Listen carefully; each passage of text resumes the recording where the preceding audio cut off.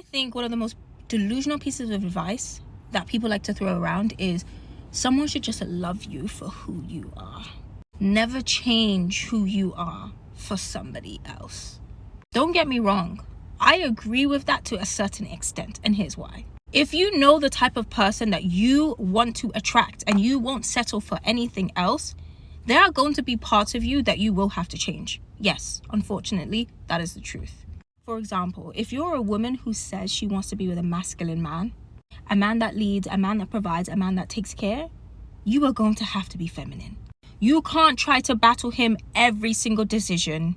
You can't always try and take control. And you're not always going to be right.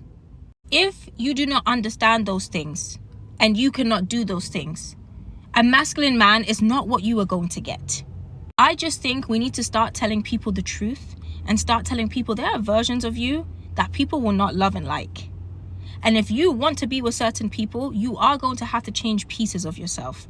And that is the truth. It's very true that a woman can be totally different depending on what type of guy she's with. She could be one way with one guy and be the exact opposite with another guy. This is because, as the saying goes, a woman is a reflection of the man she's with. And this actually coincides with the astronomical principles of the masculine and feminine, which can be seen through the sun and moon.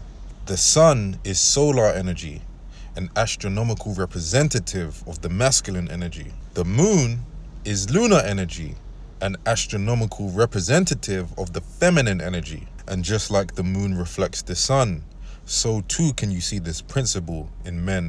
Soon as one of my homegirls tell me a man that she talked to said, "Oh, I want to see you. I want to see your natural hair. I don't want to see you in no weave. I like natural hair, and I don't like makeup. I don't like girls that wear makeup." I straight tell her, please leave that man, cause the first thing come to mind is he ain't got money to upkeep the bad bitch you look like. His pockets is not on bad bitch. It's given. I need you to come back down to average. And she might not even be average, but it's the fact of the matter. I just feel like he just want to try to chip something away at her. Cause it's just so odd to me that when you met her, she looked like this.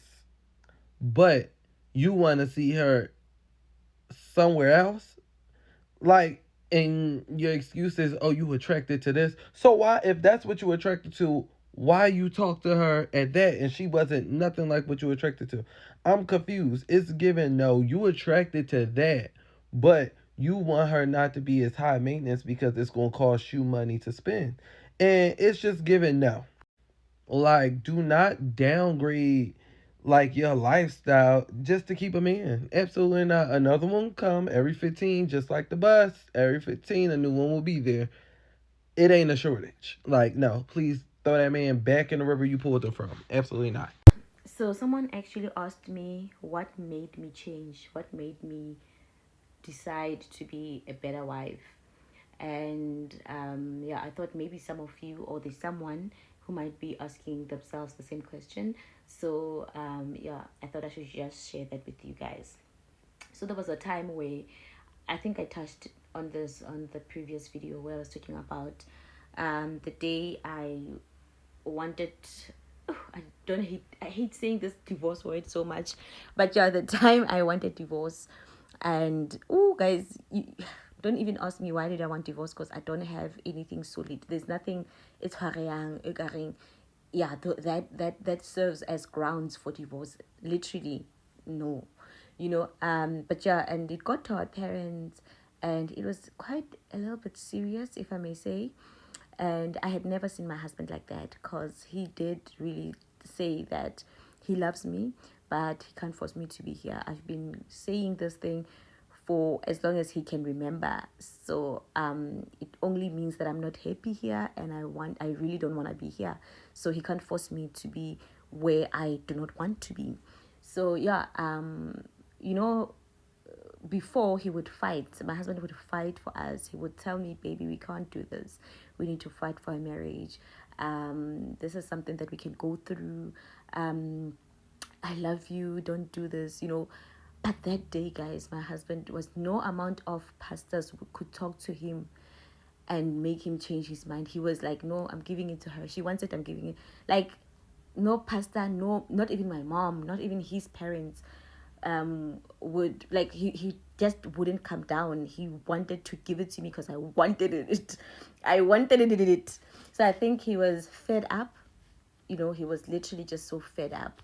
And I realized that, shucks, I'm about to lose my husband. My kids are about to grow to grow up in a family without a mother and a father.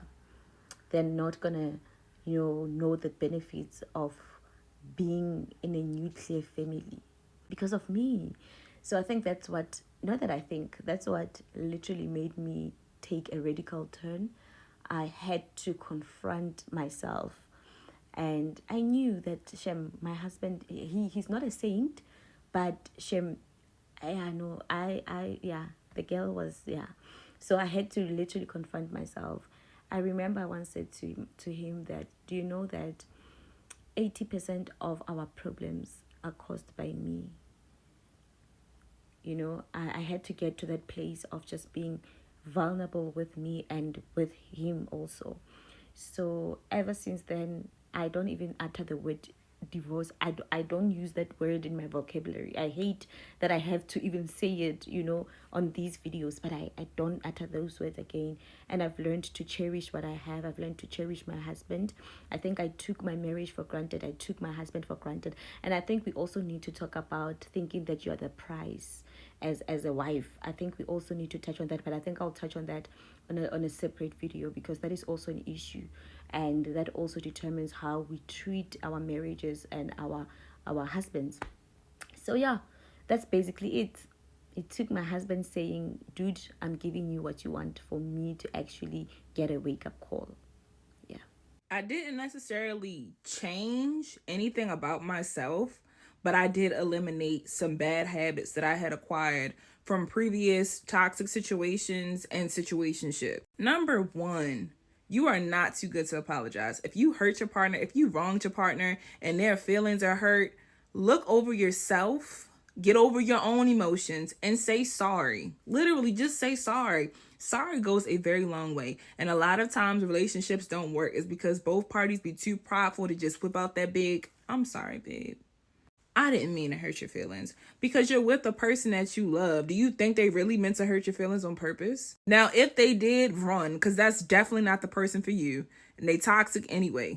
I stopped talking and I started to listen. A lot of times as a woman, we are a little catty, okay? Especially when we get into an argument or a disagreement. We don't want to hear nothing they got to say. But sometimes, in order to cut down on the argument or whatever disagreement that you're having, listen to your partner. Like, literally listen how they feel.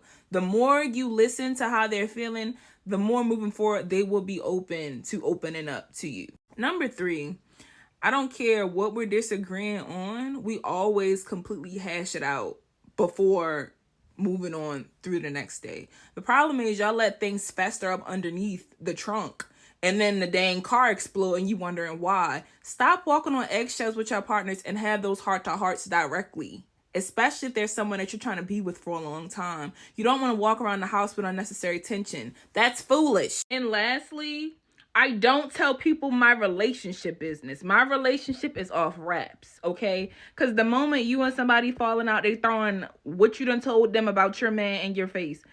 Every relationship gonna go through something. Now, your something may be a small something compared to somebody else's big something. But all in all, keep your family out of it. Because one thing that they will do is take your side. And then they're not going to like your man. And that's going to cause all other types of tension that we don't even want to talk about as a part.